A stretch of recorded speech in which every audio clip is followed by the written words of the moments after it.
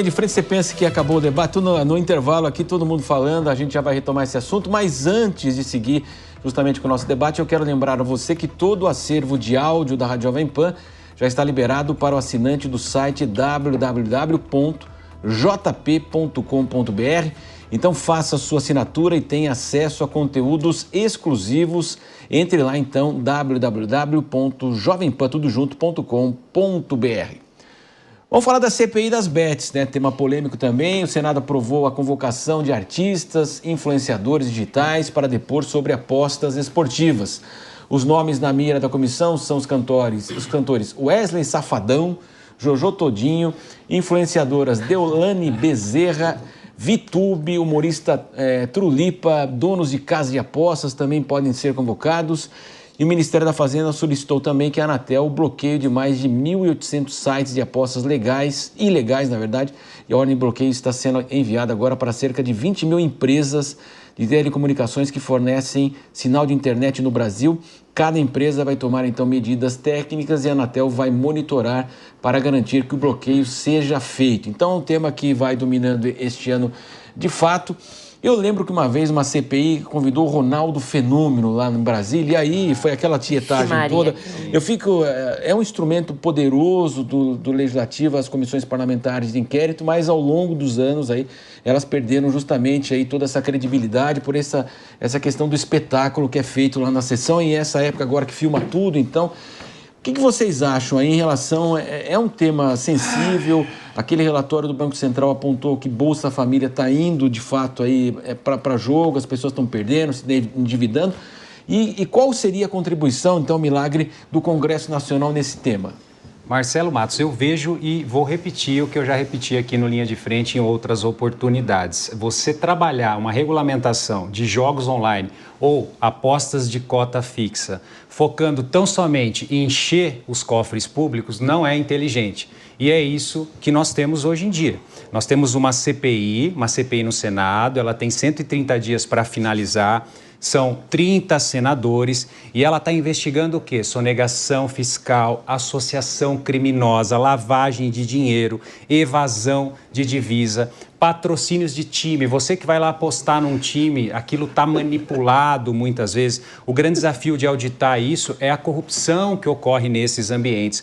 Para fazer frente a isso, nós tivemos a Lei 14.970, a Lei das Bets. Essa lei tramitou em tempo recorde, ela é de 2023. Olha só, pessoal, quando o governo quer, as leis saem. E ela entrou em vigor e, a partir de agora, todas as casas de aposta fixa, os jogos online, eles precisam se regularizar. Aonde? Na Secretaria de Prêmios e Apostas do Ministério da Economia. E tinha um prazo até setembro para que essas empresas se regularizassem. Elas não foram regularizadas ou não deram entrada no regulamento. E o que acontece? O ministro já determinou a Anatel vai cortar o link com estes sites e esses sites não aparecem mais. Vai funcionar? Não vai funcionar. É só usar um proxy, uma VPN, uma conexão do exterior e os brasileiros vão continuar gastando o seu dinheiro, muitas vezes dinheiro que não poderia ser gasto com jogos. Como o Marcelo bem colocou aqui, 15% da população brasileira está nas apostas online. E o Bacen falou que 3 bi foram gastos do Bolsa Família com apostas online. Tanto que a Procuradoria-Geral de Justiça, a PGR, a Procuradoria-Geral da República, está pedindo a inconstitucionalidade da lei das bets no Supremo. E por que está pedindo? Porque só pensou em arrecadar.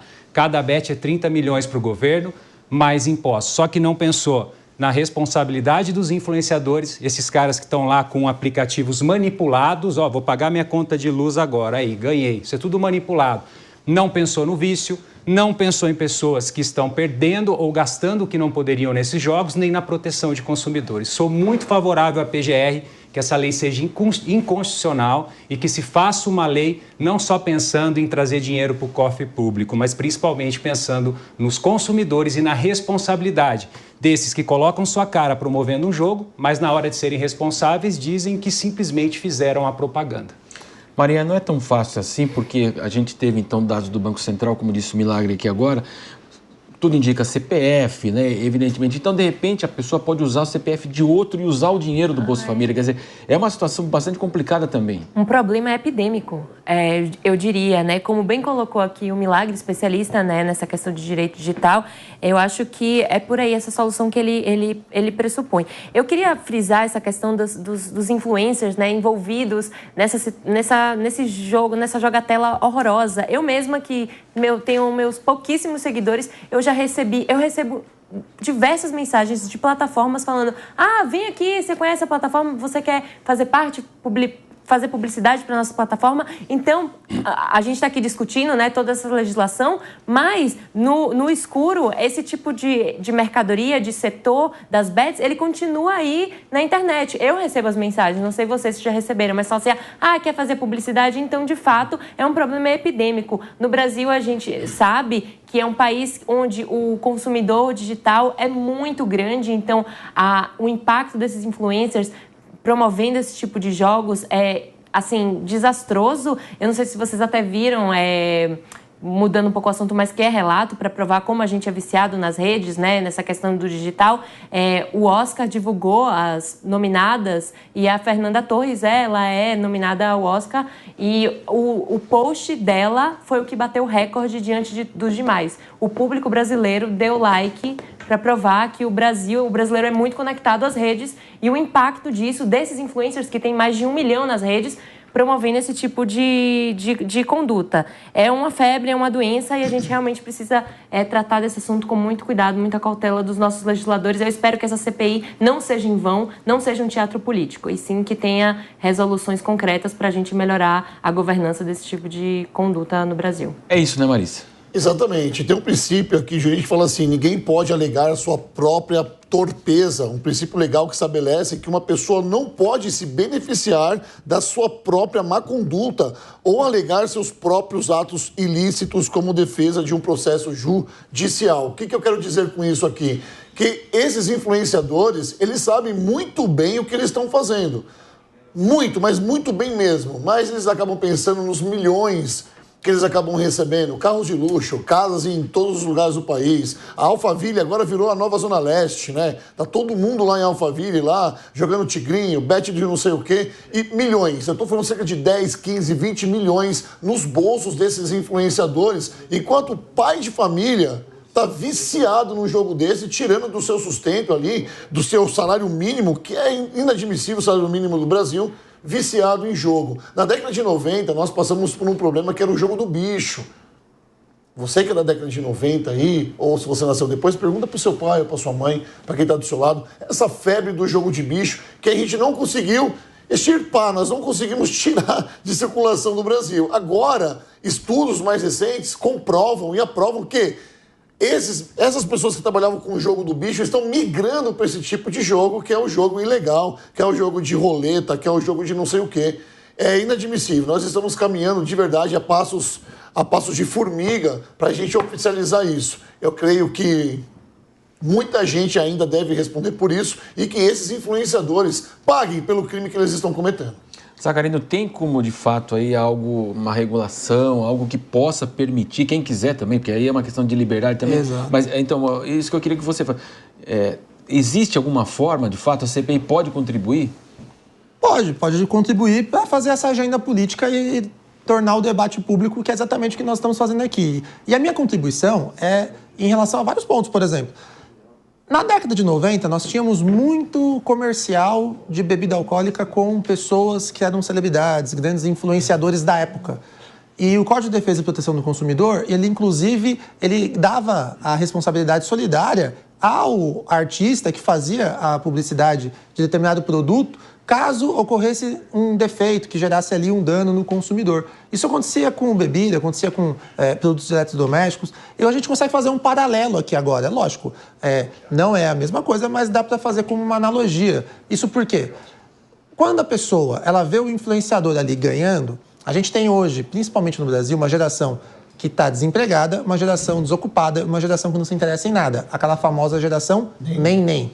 Essa geração nem-nem, ela fica ali ao invés de tentar buscar uma oportunidade no mercado de trabalho, uma capacitação profissional, ela fica enxergando a possibilidade de ganhar dinheiro. E ela vê dessa forma. Só que, às vezes, essa menina, esse jovem de 18 anos, que tem, às vezes, um filho, que recebe o Bolsa Família, pega esse dinheiro, acaba sendo influenciado por esse artista e utiliza da forma que bem entender e acaba perdendo, porque é um jogo de azar. O que a gente tem que saber separar? São 3 bilhões de reais que foram identificados. Essa pessoa, se ela está usando esse dinheiro para utilizar em jogo, ela não é dependente, então, do Bolsa Família. Corta, acabou. Tira. Próximo. Como é que a gente faz essa regulamentação? A lei serviu para isso. A lei foi às pressas para tentar fazer essa regulamentação, porque não adianta você proibir no Brasil. Se você proibir no Brasil, a pessoa vai utilizar um site de fora. E a única coisa que a gente vai fazer é não arrecadar. Então, a regulamentação, ela é necessária e a gente tem que entender agora como que a gente mitiga esse dano. Por quê? Será que talvez não seria interessante não ter publicidade abusiva, como, por exemplo, você não vê mais cigarro em novela, você não vê mais bebida alcoólica em filmes.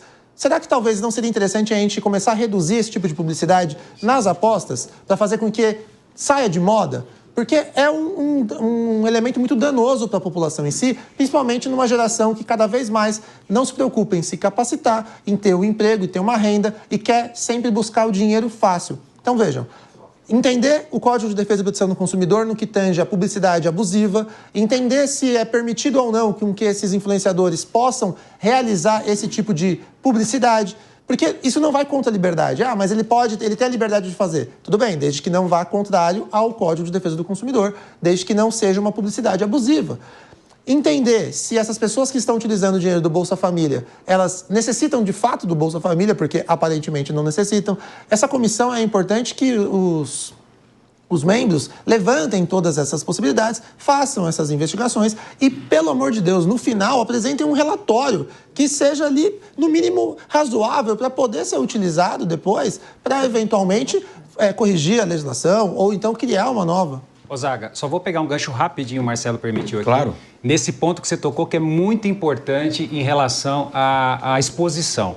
Vou fazer um parênteses aqui rápido. Esses influencers ganham comissão, eles fazem parte do negócio. A responsabilidade civil é clara e muitas decisões já condenam os influencers. E fica um convite aqui, convoquem as redes sociais. Eu convido a audiência agora. Quando você teve acesso a um jogo dessa natureza, aposta ou game do Tigrinho, onde você viu isso? Provavelmente a resposta vai ser rede social e anúncio pago. Por que as redes sociais não tiram a exposição? Porque elas estão ganhando muito dessas empresas de jogos. Então fica aqui a sugestão para que a CPI convoque também as redes sociais e exponha os números de quanto elas estão ganhando promovendo esses jogos. Meus amigos, breves comentários, que já estamos no... O meu é muito rápido. Eu tenho um amigo que é dono de uma produtora dessas de funk e tal, ele trabalha com isso. Ele falou que é muito difícil contratar agora até os MCs para cantarem nos shows, porque os MCs é um dos mais populares. Esses MCs são populares nas redes sociais. Exato. Dessa publicidade. Eles acabam ganhando muito mais fazendo essa publicidade do que num show de funk de verdade. E quem é o público do MC? Geralmente a geração nem vem. As pessoas, exatamente. É muita gente também que não tem informação, né? São as pessoas limitadas de informação. Quer dizer, Maria, a gente não pode, né?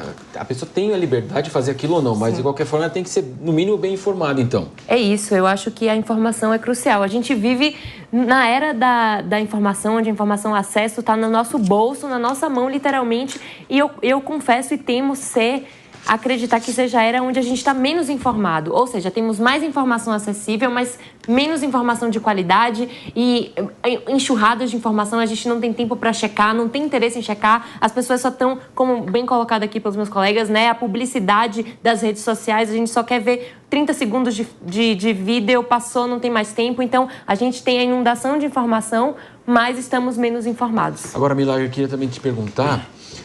da utilização também pelo crime organizado. Isso. Exatamente. Importante destacar aqui a ausência de fiscalização, a ausência de auditoria nesses algoritmos. O algoritmo, o que é? Para a audiência entender, é o código interno. Você acha que você vai ganhar, aquilo está manipulado, já tem dono, o dinheiro volta. A ausência de auditoria também em relação a manobras, manipulações desses jogos, não há garantia alguma que você vai ganhar ali. tudo aquilo que aparece no aplicativo, que o influencer está ganhando, é um aplicativo manipulado. Ali está feito para ganhar, o seu você não vai ganhar. E o que acontece? Não tem fiscalização, lavagem de dinheiro, né? Então, o crime organizado viu nesses jogos o que é 30 milhões para o crime organizado para abrir uma bet. E hoje continua lavando, porque a lei só se preocupou em arrecadar para o Estado e não em fazer essa auditoria. É isso que a gente pede para que a CPI se debruce e que saia, como o Zagarino colocou, um relatório que contribua para fechar esse cerco. Ô Marisa, até aquela máquina do ursinho lá, a garra não estava funcionando. Não funciona, você vai acreditar. É verdade. Vai A cada acreditar no 30 reais sai um ursinho. Que tristeza. Você percebeu? Ela tentou ganhar um ursinho. Nunca sai.